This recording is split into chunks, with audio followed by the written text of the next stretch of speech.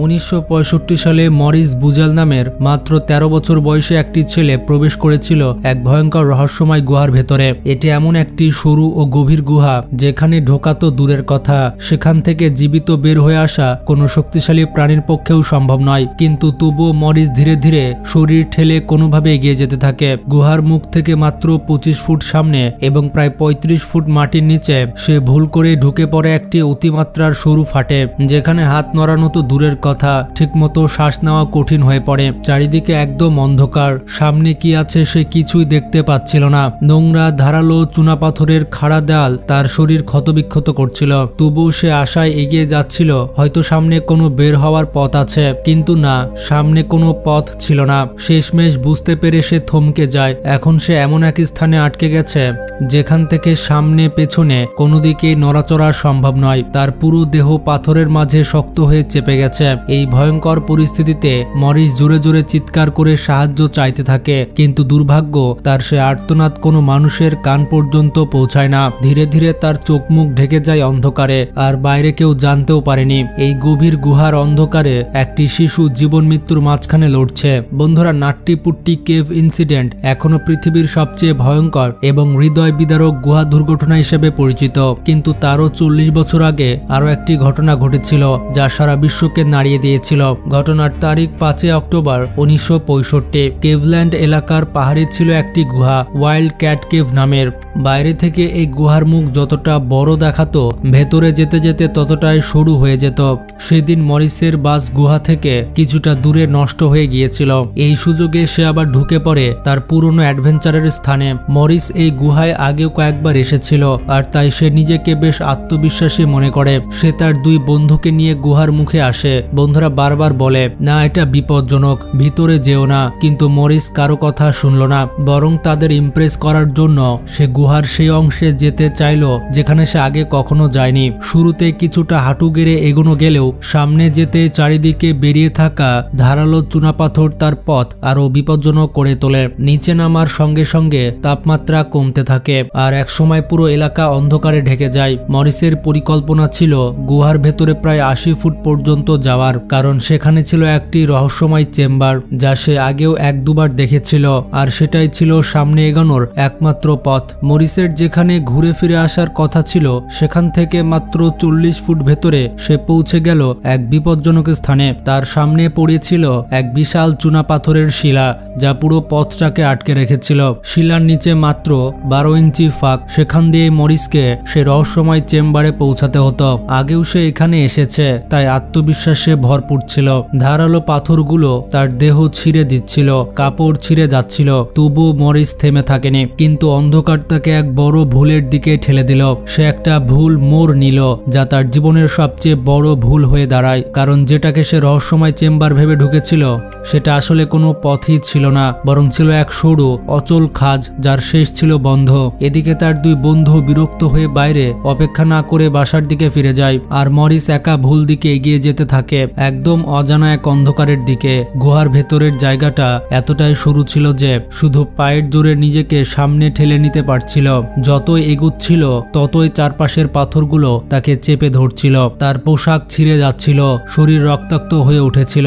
অন্ধকারে তার মনে ভয় জাগতে শুরু করলো। আমি কোথায়? সামনে কি আছে? কখন শেষ হবে এই পথ? এগিয়ে এগিয়ে সে পৌঁছে গেল এমন এক সরু জায়গায় যার প্রস্থ ছিল মাত্র 11 ইঞ্চি। 2 পাশে বিশাল পাথর, মাঝে সামান্য ফাঁক। সেখান দিয়ে যেতে পারলে হয়তো সে আগের চেম্বারে পৌঁছে যেত। শেষ আশা নিয়ে মরিস ওই ফাঁকটায় ঢুকে পড়ল, কিন্তু ঠিক তখনই ওপরের পাথর সরে তার পায়ের ওপরে পড়ে গেল। মরিস আরেকটু সামনে যাওয়ার চেষ্টা করলো, কিন্তু এবার পাথরটি তার কোমর, পা সবকিছুই শক্ত করে চেপে ধরল। এমন অবস্থায় সে সামান্য নড়লেই ওপরের পাথর আরো ভারী হয়ে তার শরীরে চাপ দিচ্ছিল। এক সময় সে বুঝতে পারল সে উল্টা দিকের ঢালু অবস্থানে আটকে গেছে, আর সামনের পথ সম্পূর্ণ বন্ধ। 35 ফুট মাটির নিচে অন্ধকারে একলা আটকানো। তার শরীর থেকে টপ টপ করে রক্ত পড়ছিল, তার শ্বাস নিতে কষ্ট হচ্ছিল। তার পা নড়লেও হাত পাথরের সঙ্গে এমনভাবে আটকে ছিল যে ছাড়ানো অসম্ভব। শত চেষ্টা করেও সে নিজেকে সরাতে পারছিল না, কারণ সে মাধ্যাকর্ষণের বিপরীতে আটকে গেছিল। গলা ফাটিয়ে সে চিৎকার করতে লাগলো, তার বন্ধুদের ডাকলো, কিন্তু সেই অন্ধকার গুহায় তার আর্তনাদ কেউ শুনল না। মরিস সেখানে ঝুলতে ঝুলতে ঘন্টা ঘন্টার পর ঘন্টা কাটালো। সম্পূর্ণ অসহায় হয়ে একসময় সে নিজের জীবনের মুহূর্তগুলো মনে করে কাঁদতে শুরু করলো, কারণ সে বুঝতে পারছিল না তার সামনে আর কতটা সময় আছে। এরই মধ্যে 2 ঘন্টা কেটে গেল, কিন্তু কোনো সাহায্যের সম্ভাবনা নেই। এদিকে বাইরে তার বন্ধুরা যখন বাসে ফিরে গিয়েছিল, পরে ভাবতে থাকে মরিস এখনো কেন বের হচ্ছে না। তারা শিক্ষক উইলিয়াম বলকে খবর দেয়। উইলিয়াম সিদ্ধান্ত নিলেন, যাই হোক আমি ভেতরে যাচ্ছি। সঙ্গে ছিল ভাগ্য। উইলিয়াম আর মরিসের গঠন ছিল প্রায় একই, তাই তিনি ছোট ছোট ফাঁক দিয়ে আরো সহজে এগোতে পারছিলেন। তিনি একের পর এক সরু পথ, ছোট গহ্বর এবং খাদগুলো সব জায়গায় ঢুকে মরিসকে খুঁজতে লাগলেন, কিন্তু যতই এগোলেন মরিসকে খুঁজে পাওয়া গেল না। উইলিয়াম যখন একের পর এক সরু দরজা খুঁজে দেখছিলেন, হঠাৎ দূর থেকে তিনি শুনতে পেলেন মরিসের কান্না আর আর্তনাদ। সেই শব্দের দিক ধরে তিনি এগিয়ে গেলেন এবং শেষমেশ পৌঁছে গেলেন আরেকটি সরু ক্রেভিসের মুখে। সেখানে দাঁড়িয়ে প্রায় 10 ফুট দূর থেকে তিনি মরিসকে দেখতে পেলেন, তবে পুরো শরীর নয়, কেবল তার পা দুটো দেখা যাচ্ছিল, যেগুলো পাথরের মাঝে শক্ত করে আটকে ছিল। ক্রেভিসটি এতটাই দুর্বল হয়ে পড়েছিল যে উইলিয়ামের পক্ষে ভেতরে ঢোকা একেবারে অসম্ভব। তিনি জানতেন অল্প একটু চাপ পড়লেই গুহার ভঙ্গুর ছাদ ধসে পড়ে মরিসের ওপরেই পড়তে পারে, তাই কোনো ঝুঁকি নেওয়া যায় না। মরিস ব্যথায় আতঙ্কে চিৎকার করছিল। পরিস্থিতি নিয়ন্ত্রণের বাইরে চলে যাচ্ছে দেখে উইলিয়াম বাধ্য হয়ে ফায়ার ফাইটার দলের সাহায্য চান। দলটি আসতে আরো 2 ঘন্টা লেগে যায়। এদিকে মরিস সেই অন্ধকার সরু রাস্তায় একই অবস্থায় ঝুলেছিল প্রায় 4 ঘন্টা ধরে। ফায়ার ফাইটার্সদের রেস্কিউ পরিকল্পনা ছিল সহজ। প্রথমে মরিসকে শান্ত করা, কারণ সে ভেতরে তীব্র আতঙ্কে ছিল আর আতঙ্ক তাকে আরো বেশি কষ্ট দিচ্ছিল। ফায়ার ফাইটাররা তাকে আশ্বস্ত করলো, আমরা আছি, তোমাকে বাঁচাতে এসেছে, যে কোনো ভাবে হোক তোমাকে বের করব। কিন্তু সেই দলটি নিজেরাই বুঝতে পারছিল না কিভাবে তাকে বের করা সম্ভব। মরিসকে উদ্ধারের জন্য তাদের সামনে 2টি পথ ছিল। প্রথম উপায় মরিসের পায়ে দড়ি বেঁধে তাকে টেনে বের করা, কিন্তু এটি অত্যন্ত ঝুঁকিপূর্ণ, কারণ স্লাইটেস্ট টানে পাথর আরো সরে তার শরীরকে চূর্ণ করে দিতে পারে। দ্বিতীয় উপায় হচ্ছে গুহার দেয়ালে ড্রিল করে বাইরে থেকে নতুন একটি সুড়ঙ্গ তৈরি করা, কিন্তু এতে সময় লাগবে অনেক, আর গুহা যেহেতু দুর্বল, ড্রিলিং এর সময় পুরো অংশ ধসে পড়ার সম্ভাবনাও ছিল খুব বেশি। এভাবে মরিসকে পাথরের মাঝে আটকা অবস্থায় 6 ঘন্টা পার হয়ে গেল। তার শরীরের নিচের অংশ ঠান্ডা হয়ে স্নায়ু অনুভূতিহীন হয়ে পড়েছিল। ফায়ার ডিপার্টমেন্ট যা যা পারল সব করলো। তারা গুহার ভেতরে বেশ কিছু লাইট লাগিয়ে দিল যাতে রেস্কিউ টিম পরিষ্কার দেখতে পারে, আর লাইটগুলো মরিসের জন্য হালকা উষ্ণতার কাজও করে। শ্বাস নিতে সমস্যা যাতে না হয় তাই একটি পাতলা অক্সিজেন পাইপ সরাসরি তার কাছে পৌঁছে দেওয়া হলো। এদিকে সন্ধ্যা 6টা বাজে। মরিস সেখানে ঝুলে আছে প্রায় 7 ঘন্টা ধরে। সে তখনও বেঁচে আছে, কিন্তু তার শারীরিক অবস্থা দ্রুত খারাপের দিকে যাচ্ছিল। এই সংকীর্ণ গহ্বরের ভেতরে সে আর মনকে শান্ত রাখতে পারছিল না, আর রেস্কিউ টিম বুঝতে পারছিল সময় ফুরিয়ে আসছে। মরিস এমনভাবে আটকে ছিল যে ঠিকমতো শ্বাস নিলেই তার শরীর নুয়ে পড়া তীক্ষ্ণ পাথরে আঘাত পাচ্ছিল। সে ছিল ক্ষুধার্ত, ঠান্ডায় অবশ। পুরো অবস্থাটা ঠিক যেন 7 ঘন্টা ধরে কাউকে উল্টো করে কবরের ভেতর ঝুলিয়ে রাখার মতো। গুহার বাইরে এদিকে মানুষজন জড়ো হতে শুরু করলো। খবর আগুনের মতো ছড়িয়ে পড়েছিল।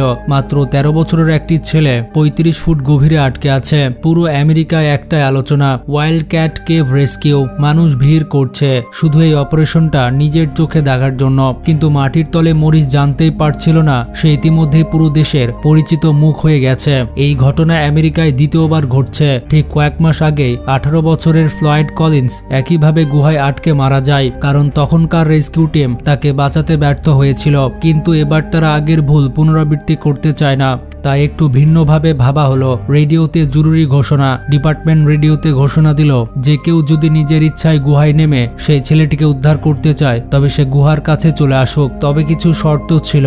উদ্ধারকারীকে হতে হবে স্মার্ট, ধৈর্যশীল এবং সংকীর্ণ জায়গায় ভয় না পেয়ে এগিয়ে যেতে সক্ষম। ঘোষণা শুনেই এভিলি পিঙ্কি নামের এক মেয়ে যে কাছেই থাকে সেখানে পৌঁছায়। মজার ব্যাপারটি হচ্ছে তার উচ্চতা এবং ওজন রেস্কিউ এর জন্য একদম উপযুক্ত ছিল। সে ক্রেভিসে ঢোকার সিদ্ধান্ত নেয়। ফায়ার ফাইটাররা তাকে পায়ে নিরাপত্তার জন্য দড়ি বেঁধে দেয়। কিন্তু আরেকটি সমস্যা ছিল, পিঙ্কি এতটা শক্তিশালী নয় যে মরিসকে শক্ত করে টেনে বের করতে পারবে। তবুও সে সাহস করে এগিয়ে যায় এবং মরিসের মাত্র 5 ফুট দূর পর্যন্ত যেতে সক্ষম হয়। সেখানে গিয়ে পিঙ্কিও ভয় ও উদ্বেগে আটকে যায়। তাকে দিয়ে মরিসকে উদ্ধার করা সম্ভব নয় বুঝতে পারে, তবুও সে উঠে আসে না, বরং পুরো 3 ঘন্টা মরিসকে কথা বলে শান্ত রাখে, তার মনোবল ধরে রাখে যাতে সে আতঙ্কে আরো খারাপ অবস্থায় না পড়ে। এরই এরই মধ্যে রেস্কিউ টিম ভেতরে যোগাযোগ ব্যবস্থা স্থাপন করতে শুরু করে, যার জন্য আরো কিছুটা সময় লেগে যায়। পুলিশের দল যতদূর সম্ভব চেষ্টা করছিল মরিসকে সেই জায়গা পর্যন্ত পৌঁছানোর যেখানে এক সময়ে শুধুমাত্র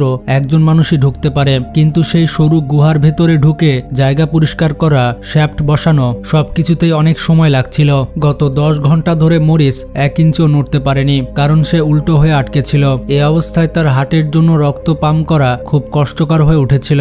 রেস্কিউ টিমের মাথায় শুধু একটাই চিন্তা, যদি মরিস হার্ট অ্যাটাক করে বসে তাহলে কি হবে। রাতভর রেস্কিউ টিম তাকে জাগিয়ে রাখার চেষ্টা করছিল, কিন্তু তবুও তাদের হাতে কোনো নিশ্চিত সমাধান ছিল না কিভাবে মরিসকে ওই ভয়ানক ফাটল থেকে উদ্ধার করা যায়। তাদের দরকার ছিল এমন একজন মানুষকে যে হবে ছোট গড়নের, শক্তিশালী আর মেন্টালি খুবই স্ট্রং, যে সরাসরি মরিসের কাছে পৌঁছে তার পায়ে দড়ি বেঁধে দিতে পারবে। এরই মধ্যে সকাল 7টা বাজে। মরিস কিছু না খেয়ে একই পজিশনে কাটিয়ে ফেলেছে 19 ঘন্টা, আর তার কণ্ঠস্বর এবার পুরোপুরি থেমে গেছে। কেউ জানতো না মরিস কি এখনো বেঁচে আছে। ঠিক তখনই এক ব্যক্তির আগমন, তার সঙ্গে 2 ছেলে, মাইক আর জেরি। দুজনেই ট্রেন্ড, হাইকিং জানে, আর ছোট গড়নের হওয়ায় তারা ভেতরে ঢুকতে পারবে। সকাল 9টার দিকে তারা কেভের প্রবেশ মুখে এসে ঢোকার অনুমতি চায়। রেস্কিউ টিম প্রথমে অবাক, কারণ বাচ্চা দুটো দেখতেও মরিসের চেয়ে দুর্বল, কিন্তু তাদের সামনে আর কোনো বিকল্প ছিল না। হয়তো এই 2 ছোট ছেলে মরিসের শেষ আশার আলো। মাইকের শরীরের গঠন ছিল প্রায় মরিসের মতোই, তাই নিশ্চিত ছিল সে মরিস পর্যন্ত পৌঁছাতে পারবে, আর তার মানসিক শক্তিও ছিল অসাধারণ। মাইক সাথে নিল 2টা দড়ি এবং গ্লিসারিন সলিউশন। ধীরে ধীরে গড়তে গড়তে পৌঁছে গেল মরিসের কাছে। পৌঁছেই সে পুরো ফাটলটা গ্লিসারিনে ভিজিয়ে দেয়। মরিসের জ্যাকেট, তার পা সব ভিজে যায় যাতে শরীরটা কিছুটা স্লাইড করতে পারে। মাইক এক হাতে দড়ি বাঁধছিল, কারণ তার অন্য হাতটা দেয়ালে আটকে ছিল, কিন্তু কোনোভাবে সে 2 পায়ের সঙ্গে দড়ি বেঁধে বেরিয়ে আসে। বাইরে এসে দড়িগুলোকে পুলিশ সিস্টেমের সঙ্গে যুক্ত করা হলো। টান দেওয়া শুরু হতেই মরিস ব্যথায় চিৎকার করে ওঠে। এতে বোঝা যায় সে এখনো বেঁচে আছে। তাকে আটকে রাখা পাথরগুলো ছিল খুবই ধারালো, তাকে টানলে শরীরের সঙ্গে সূচের মতো পাথর গেঁথে যাচ্ছিল। ব্যথায় সে কাঁদছিল, চিৎকার করছিল, তবু রেস্কিউ টিম থামেনি। একটু একটু করে ব্যথার মধ্যেও মরিসের কাঁধ পাথর থেকে বেরিয়ে এলো। তার চারপাশের ফাটলটাও একটু একটু করে খুলতে শুরু করলো। শেষ পর্যন্ত তার 2 হাতও মুক্ত হয়ে গেল। যদিও সে পুরোপুরি নিস্তেজ ছিল, তবুও নিজের হাতে নিজের শরীর ঠেলে উপরে তুলছিল। রেস্কিউ দলের হাত থেকে তখন মাত্র 1 হাতের দূরত্বে ছিল সে। অবশেষে 26 ঘন্টা 24 মিনিটের অবিশ্বাস্য লড়াইয়ের পর মরিসকে টেনে তোলা হলো গুহা থেকে। হাজার হাজার মানুষ টিভিতে তার বাঁচার খবর দেখছিল। পুরো আমেরিকা উল্লাসে ফেটে পড়ল। হাসপাতালে পরীক্ষা করে দেখা গেল তার শরীরে কিছুটা স্ক্র্যাচ পড়েছে আর মুখে বড় একটা ক্ষত ছিল, কিন্তু অলৌকিকভাবে মরিস পুরোপুরি ঠিক আছে। বন্ধুরা, ভিডিওটি কেমন লাগলো তা কমেন্টে জানাবেন। ভালো লাগলে বেশি বেশি শেয়ার করতে পারেন।